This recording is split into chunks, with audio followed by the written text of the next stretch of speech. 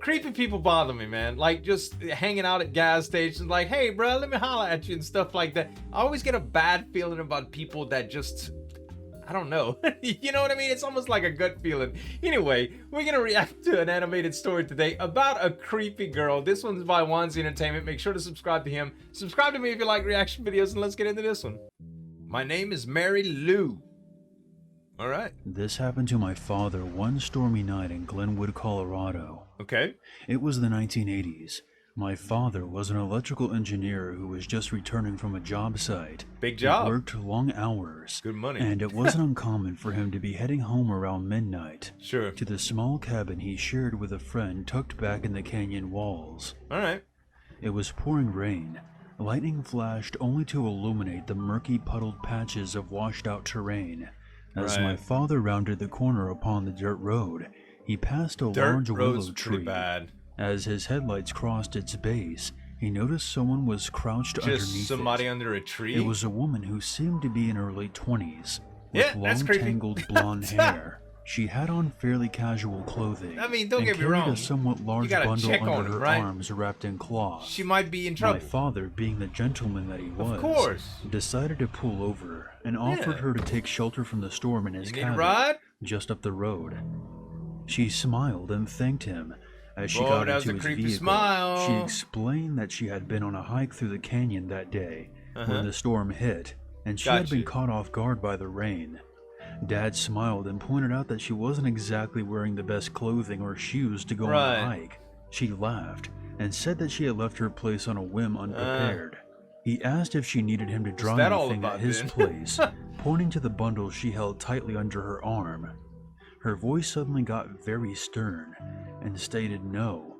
When my father asked her where she lived around the area, things started to get strange. Okay. She started telling my dad that she had no friends or family in the area and was quite vague when asked about details of where she lived. Right. All she responded with was that it was too far to drive to tonight in this kind of weather. At this point, my dad said he felt that she was a bit off. But chalked it up to her exhaustion from hiking and standing out in the storm for several hours. As they entered the cabin, my dad remembered that his roommate had left that morning to take a trip out of town and wouldn't be back for several days. I mean, my dad would have offered her his friend's room, but wouldn't feel comfortable doing that without her permission. I would have called somebody, Remember, this was the 1980s. Pocket cell phones weren't on everywhere yet. Okay, that makes a lot of sense. sense. My dad told her that she was welcome to sleep on the couch and dry off as he handed her several towels. Not even.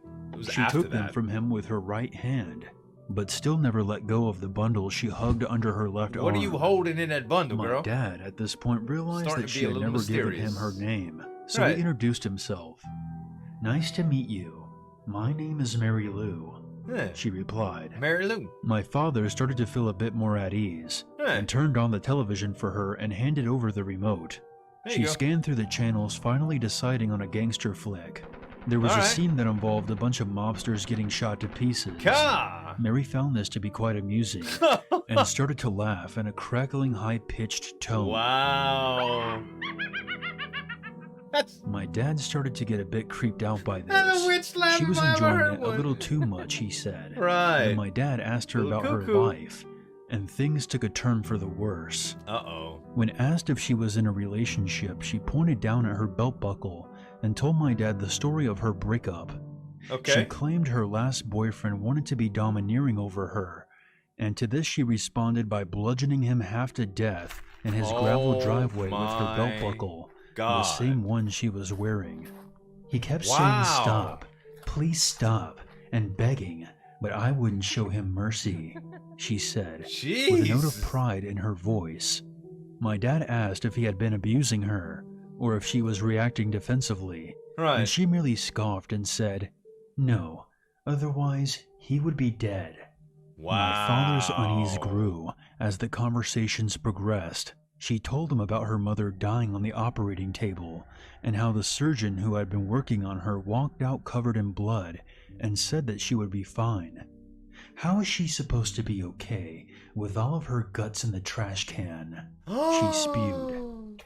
Then she laughed again, glancing back at the TV screen. She killed her mom littered too? with disheveled, bullet-ridden corpses. I love the sight of blood. It excites me. Turns me on, you know. This chick Death. is... Draining them to death. Wow. At this point, my dad was officially done. Yeah. He was bigger and stronger than she was. Right. And he was quite streetwise as well. Be careful what's in that in his life. But the way she spoke bundle, with a violent confidence, combined with her sure grip upon the bundle which lay under her arm, she doesn't sent have chills down his spine. She doesn't have the type of... Finally, an idea popped into my father's head. Man. I have a friend who's a priest in town. You know, he has access to plenty like of shelters funded by the church. You would be a lot more comfortable there instead of on our couch. They can feed you too, and arrange a ride for you to get home in the morning. Okay. I can call him right now. He's only a few miles from here, he stated reassuringly. Mary Lou's tone brightened to match his. That sounds wonderful. Thank you so much. Okay. My father smiled, hiding his relief. Right. Of course, it's the least I could do for you. As my dad walked over to the phone and began to dial the number, Mary Lou erupted in a low guttural growl. I hate priests. Wow! I hate priests.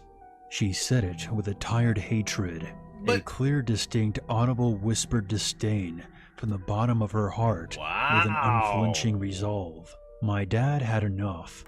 This wasn't a game to play anymore. Right. This was beyond a stranger with odd tendencies. Yeah. A darkness with coiled cruelty that crossed the threshold of his door. Definitely. You need to leave, and you need to leave now, my dad said, pointing to the front of the cabin. There's the door. I can't have you here and feel comfortable. I'm sorry, but the storm has stopped, and I hate to have you walk in the dark. But that's the way this has to go. Yeah. Please leave. Hey, he gave you an opportunity. Mary gazed upon him in a nice warm church, but you have to hate priests. Just shrugged. My father walked her out, standing close to her, in the event that the bundle concealed some type of weapon. Right. He wasn't taking any chances. She smiled at him as she slowly walked onto the front porch. Goodbye for now. I'll see you when I see you, she said calmly. With that, she walked down the long dirt road with a single streetlight upon its path. She looked back at him one last time before crossing the light and disappearing, enveloped by the darkness with no trace of her to be seen. What is up with this girl? My dad called the police the next day, concerned that she may still be hiding on his premises somewhere. Right. After speaking to his girlfriend about it, who is now my mom, and being convinced by her that she was going to cut the window screen when he was gone, hide in the house, and then kill him. Wow. They found nothing, and said the area attracted a lot of transients and nomads. My father then made the mistake of telling his engineer buddies at work, which resulted in them bidding him farewell at the end of each shift. Wow. In the form of asking that he say hi to Mary Lou for them. My dad never saw her again. They were teasing him. He still questions what could have been in that bundle that she so adamantly protected. He will never know. An axe? Well, could have. Gosh, look, it seems like if that would have been the case, though, she would have attacked him when she said, I hate priests or whatever.